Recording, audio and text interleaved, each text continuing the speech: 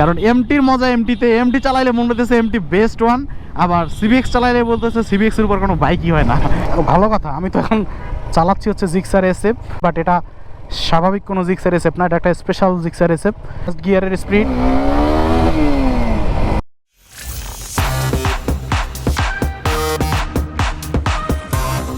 হ্যাঁ গাইস, কি অবস্থা, কেমন আছেন সকলে? আশা করি সকলে ভালো আছেন, সুস্থ আছেন। অনেকদিন পরে এমটিটা চালাচ্ছি, এতদিন চালানোই হয় নাই।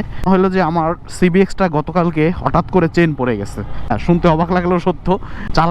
চালাই নাই মানে আমি দোকানের সামনে ওখান থেকে বের হবো, অফিস থেকে বের হয়ে টানটা দিছি, সাথে সাথে চেনটা ধাপ করে পড়ে গেছে পকেট থেকে। ভাগ্য ভালো এটা রাস্তাঘাটে ট্যুরে বা অন্য কোথাও পড়ে নাই, এটা পড়ছে হচ্ছে নিজের একদম অফিসের সামনেই, সার্ভিস সেন্টারের সামনেই। আগে শুনছি যে সিভিআর এরকম চেন পড়ে যায়, তো ব্যাপারটা আমার কাছে একটু অদ্ভুত লাগছে যে একটা ভালো বাইকের ভালো চেন কেন পড়ে যাবে। তো এবার আমার সাথে সেইটা ঘটলো এবং আমি বুঝলাম, এবং আরও কয়েকজনের ইউজারের রিভিউ নিলাম যে স্টক চেনটাতে শুধুমাত্র সাউন্ড সমস্যা তা না, এতদিন সাউন্ড সমস্যা ছিল, কিন্তু সাউন্ড আমার কাছে কখনোই মেজর কোনো ইস্যু ছিল না একটা বাইকের। আমার পারফরমেন্স ভালো পাইলেই তো হয়, সাউন্ড দিয়ে আমি কি করব, আমার কাছে ব্যাপারটা ছিল সেরকম। এতদিন ভালোই সাউন্ড নিয়ে আমি কখনোই প্যারা খাইতাম না, নিয়ে বিরক্ত লাগতো সেটা হচ্ছে যে আমার চেনটা বারবার লুজ হয়ে যাইতো। এতদিন লুজ হইতো তাও ঠিক ছিল, গতকালকে চেন লুজ ছিল না, টাইট ঠেট দেওয়াই ছিল, বাট তারপরও আমার চেনটা টান দেওয়ার সাথে সাথে ধাপ করে পড়ে গেল। শুধু যে চেন পড়ে গেছে তা না, ওই চেন পড়ে যাওয়ার সাথে সাথে আমার যে পিছনের যে ইয়াটা থাকে, রেয়ার হুইল এক্সেল যে বোল্টটা থাকে, সেই বোল্ট যে নাটটা, সেই নাটটাও হচ্ছে একদম ফেসে গেছে। তো যার কারণে হচ্ছে ওইটা কেটে তারপরে ওই নাটটা বের করা লাগছে। এখন বাইকটা অকেজু হয়ে পড়ে আছে, নতুন বোল্ট একটা কেনা লাগবে মনে হয়, কারণ ওইটার থ্রেড অলরেডি কেটে গেছে। ওইটা নতুন লাগানো পর্যন্ত গাড়ি ওইভাবেই পড়া থাকবে। এখন ওটা আগে খুঁজে বের করতে হবে, ওই সাইজেরটা সিবিআরের সাথে মিলে কিনা সেটাকে দেখতে হবে, তারপরে হচ্ছে এটা সমাধান। তার আগে কোনো সমাধান নাই। আর আজকে এখন বিকেলবেলা বের হয়েছে একটু কাজে, পাশাপাশি হচ্ছে রানা ভাইয়ের সাথে একটু দেখা করব।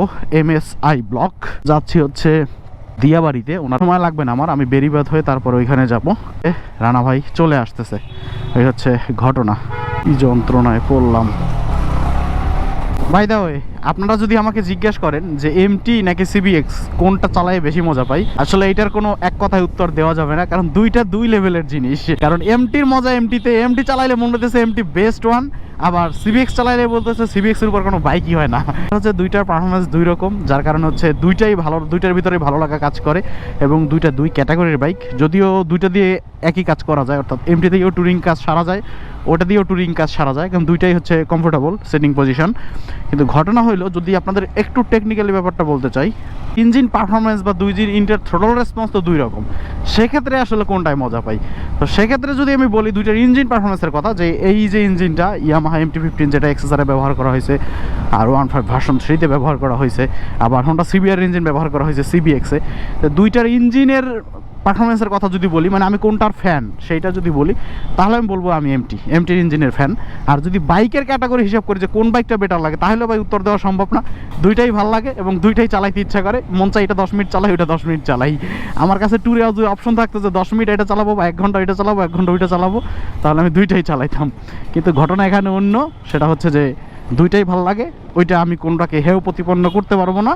তবে ইঞ্জিনের দিক থেকে, ইঞ্জিন ফিডব্যাকের দিক থেকে, র পাওয়ার ফিল করার দিক থেকে আমার কাছে MT বা 1.5 ভার্সন 3 এটার ইঞ্জিনটা একদম মাখন একটা জিনিস, এটা পুরো ফ্যান আমি। এবার ফুয়েল নাই, ফুয়েল ভরতে হবে, খুব বেশি একটা ফুয়েল নাই। চলে আসছি বেরিবাদ আসলে পরে একটা অন্যরকম ভালো লাগে কাজ করে। রোদ থাকুক বর্ষা থাকুক, সবসময় একটা সুন্দর আবহাওয়া দেয় এখান থেকে, সুন্দর বাতাস বয়। একটু সময় আসলাম, ইঞ্জিন গরম হয়ে গেছে। তবে সিবিআর ইঞ্জিনের থেকে MT বা ইয়ামাহার ইঞ্জিনের হচ্ছে রেডিয়েটর ফ্যানটা খুব তাড়াতাড়ি চালু হয়ে যায়, গরম হয় তাড়াতাড়ি এবং চালুও হয় তাড়াতাড়ি, জ্যামের ভিতরে 10-5 মিনিটে চালু হয়ে যায়।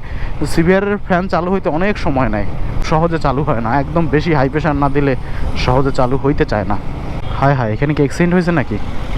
এই বেরিবাদ রোডের এই একটা সমস্যা, 2 দিন পর পরই অ্যাক্সিডেন্ট হয়। কি হয়েছে এখানে? গাড়ি অফ হয়ে গেছে, কিছু একটা ঘটনা ঘটছে তো অবশ্যই।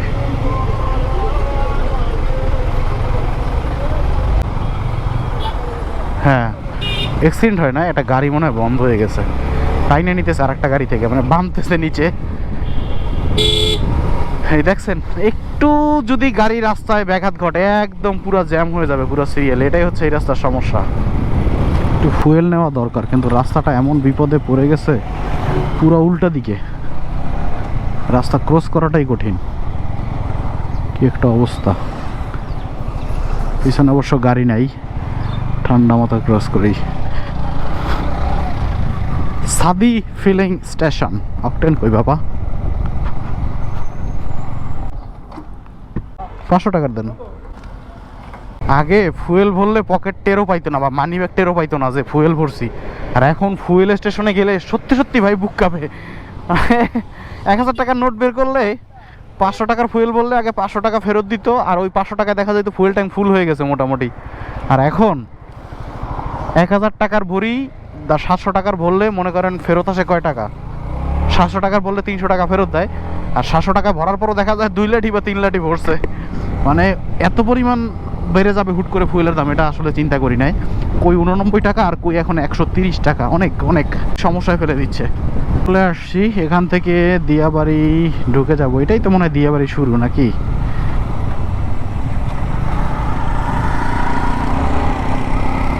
সামনে গিয়ে একটা পুকুর পাড়ের মতো আছে, মানে দিঘির পাড়, ওইখানে গিয়ে তারপরে রানা ভাইকে ফোন দিব। রানা ভাইয়ের আসতে দেরি হচ্ছে দেখে আমি আবার একটু এদিকে একটু ঘোরাঘুরি করতেছিলাম সেক্টরগুলোর ভিতরে, তো রানা ভাই ফোন দিয়েছে, চলে আসছে। প্রমোদতরি কয়েছে একটা প্রমোদতরি আছে এখানে।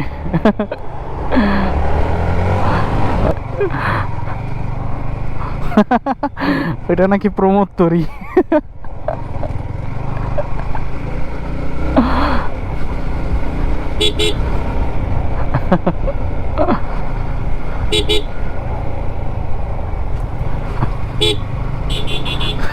ওইটা আপনার প্রমোদতরি? ওইটা কি প্রমোদতরি? প্রমোদতরি বলে যেটা কইয়া মানুষ বিলাসবহুল, মানে 1.5 মাস 2 মাস কাটায়, ঘুমানোর জায়গা আছে, খাওয়ার জায়গা আছে।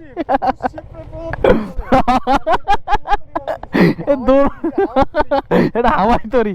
ওই সামনে চলেন, ফাঁকা আছে।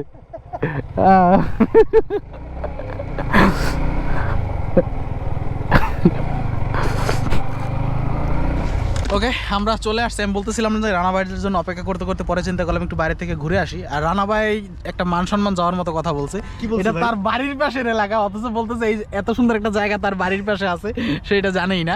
আমি অবশ্য ম্যাক্সিমাম টাইমে সকালবেলা এখানে ভিডিও করতে চলে আসি, ফাঁকা থাকে তো।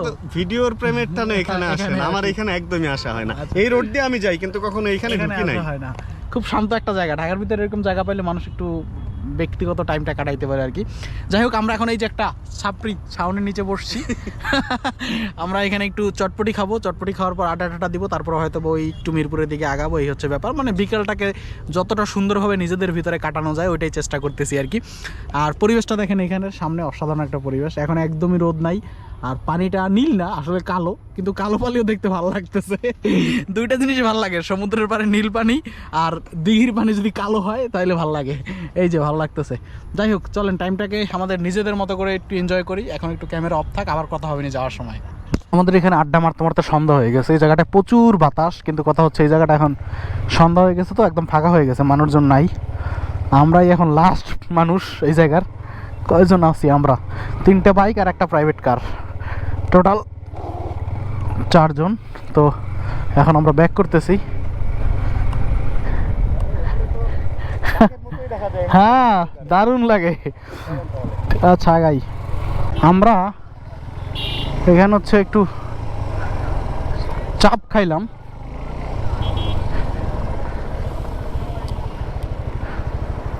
কি ব্যাপার, কে কোন দিক গেল? ও রানা ভাই এইদিকে ঢুকছে। আমরা এখানে একটু এই যে চাপ খাইলাম, চাপ গ্রিল খাওয়ার পরে এখন রানা ভাই বলতেছে একটু বিরুলিয়া ব্রিজে যাবে। বিরুলিয়া ব্রিজের ওখানে নাকি প্রচুর বাতাস থাকে।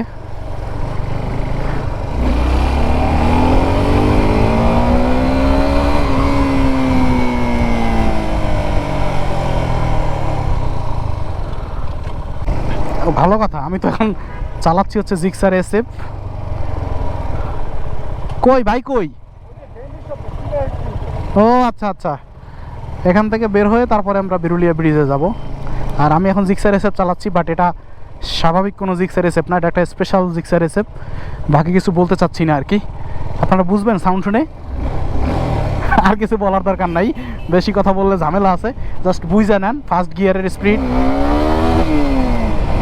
53, আরও উঠবে মনে হয়।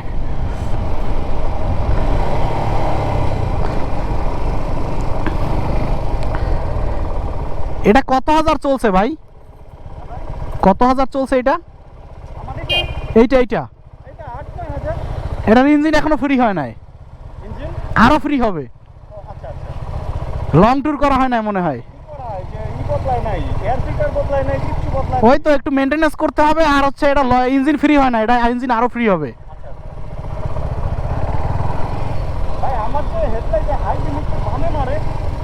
ওটা ওই হেডলাইট অ্যাডজাস্টমেন্ট ঠিক করা যায় তো, দেখামুনি। এখন হবে না, দেখাই দিমুনি আপনার। কই ভাই কই?